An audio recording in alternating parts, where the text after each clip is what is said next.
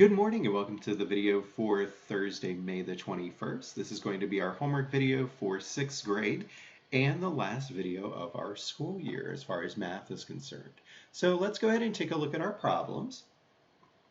We are working with making reservations at a restaurant that advertises that their average meal price is $15.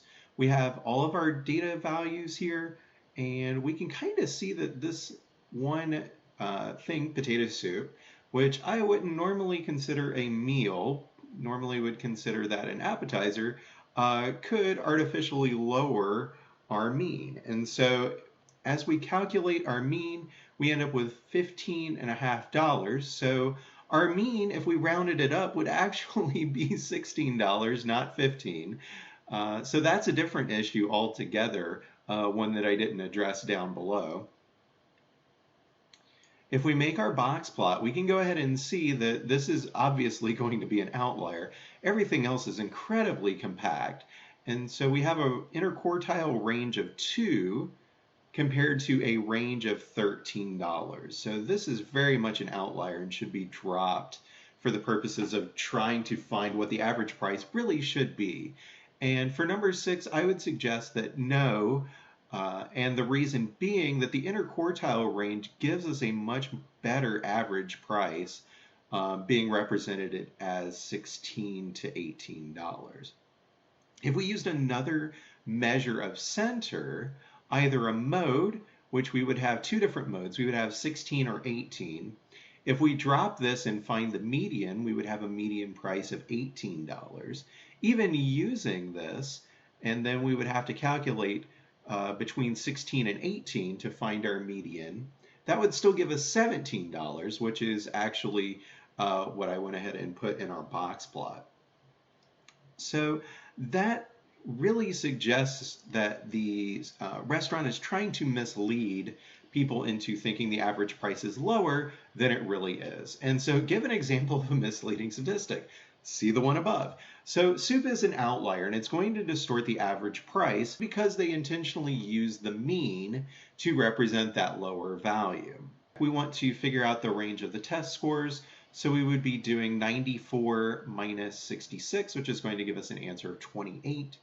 For number 2, I went ahead and kind of drew down the middle here to represent that we would be able to find our lower and upper quartile using the numbers that I circled. That would give us an interquartile range of 8.5 inches. For number 3, I think I maybe skipped over something in the way that I explained this. I mentioned that you could drop the 0 and find our new median relatively easy. I may have skipped over the fact that we also want to find the median beforehand so that we can figure out how much it changes. So with our outlier there, our median would be 23. It would increase by 2 to get to 25 if we remove the outlier. For number 4, which is the one I had to draw in here, the interquartile range is going to be 50 minus 44, which would be 6. For number 5, we have 3 different ways that we can represent the data.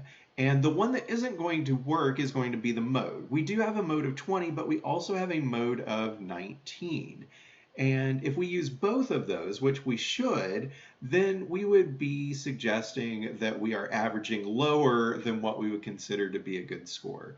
So to be able to motivate our team, we would want to use the median, which would be 20, or the average of all of our scores together, which would actually be even better, representing about 22.6. I went ahead and punched that up on a calculator to make sure that I had the correct amount. But even if we kind of round it and said it would be between 22 and 23, that would be a much better way to represent that the team is doing better to motivate them for future performances.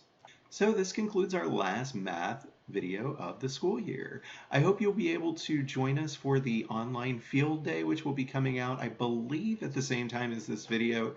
If not, look for that on Friday, as well as any future videos throughout the summer as we work on being able to sharpen up your math skills to get ready for what you will be working on in middle school. And one more final word to my Risen Christ students. It's been a blessing to have you the last 3 years. In case you're watching this video but not the lesson video, because some of you might actually just watch this to turn in the final homework assignment, and understandably so, we do have a really quick turnaround before we have to turn in grades. So I can understand if maybe you cheated on this one, but that's okay. Everyone else, I do hope you have a wonderful summer as well. Please stay tuned for future videos. Blessings on your summer. Stay safe, stay healthy. Enjoy the time that you have as you get ready to transition into middle school, which becomes a new adventure in your life, and sometimes a trying adventure. But do know that your teachers, as well as myself, even if I never get to meet you in person, are thinking of you and hope the best for you and are praying for you. Blessings on your weekend and the rest of your summer.